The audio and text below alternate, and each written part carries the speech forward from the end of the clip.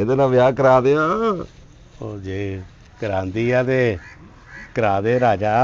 ਇਹਨੂੰ ਨਾ ਸੱਚਾ ਪਿਆਰ ਚਾਹੀਦਾ, ਤੇ ਮੈਨੂੰ ਪਤਾ ਸੀ ਭਾ ਤੋਂ ਵੱਧ ਸੱਚਾ ਪਿਆਰ ਦਿੰਦਾ ਹੀ ਕੋਈ ਨਹੀਂ। ਮੈਂ ਵਿਹਲਾ ਹੁਣ ਮੈਂ ਪਿਆਰ ਕਰਨ ਵਾਸਤੇ ਸੱਚਾ ਪਿਆਰ ਮੈਂ ਹੀ ਕਰਨਾ ਵਾ। ਇਹਨਾਂ ਕਰਾ ਤੇ ਦਿਆਂ, ਪਰ ਨਾ ਇੱਕ ਰੌਲਾ ਹੈ ਇਹਦਾ, ਕੁੜੀ ਦਾ। ਇਹਦਾ ਕੀ ਰੌਲਾ? ਇਹਨੇ ਨਾ ਕਿਸ਼ਤਾਂ ਦੇ ਉੱਤੇ ਲਿਆ ਹੋਇਆ ਸੀ ਡੌਂਕੀ ਪੰਪ। ਅੱਛਾ। ਅਗਲਾ ਜ਼ਮੀਨ ਚੋਂ ਪਾਣੀ ਖਿੱਚਦਾ। ਉਹ ਲੱਖ ਰੁਪਏ ਦੀਆਂ ਨੇ ਕਿਸ਼ਤਾਂ ਰਹਿੰਦੀਆਂ ਦੇਣ ਵਾਲੀਆਂ। ਇਹ ਕਹਿੰਦੀ ਆ ਕਿ ਮੇਰੀਆਂ ਜਦੋਂ ਤੱਕ ਕਿਸ਼ਤਾਂ ਨਹੀਂ ਨਾ ਲੈਂਦੀਆਂ ਮੈਂ ਵਿਆਹ ਨਹੀਂ ਕਰਾ ਸਕਦੀ।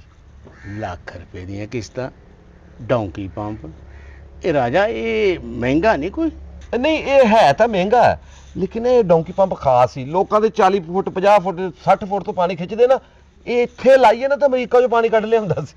ਉਹਨੇ ਲਿਆ। ਹੁਣ ਜੇ ਤਾਂ ਕੋਈ ਲੱਖ ਦੇ ਦੇਵੇ ਤੇ ਫਿਰ ਉਹਦੀ ਹੋ ਜਾਏਗੀ ਗੱਲ। ਤੇ ਰਾਜਾ ਗੱਲ ਤੇ ਤੇਰੀ ਸਹੀ ਆ। ਹਾਂ, ਜੇ ਮੈਂ ਲੱਖ ਦੇ ਦੇਵਾਂ ਤੇ ਰਾਸ਼ਦ ਦੀ ਮਾਂ ਬਣ ਜੂਗੀ। ਹੋ ਗਿਆ ਬੇਈਮਾਨ, ਹੋ ਗਿਆ। ਬਸ ਯਾਰ ਰਾਸ਼ਦ ਵਾਸਤੇ ਕੁਝ ਕਰਨਾ ਪੈਣਾ ਵਾ।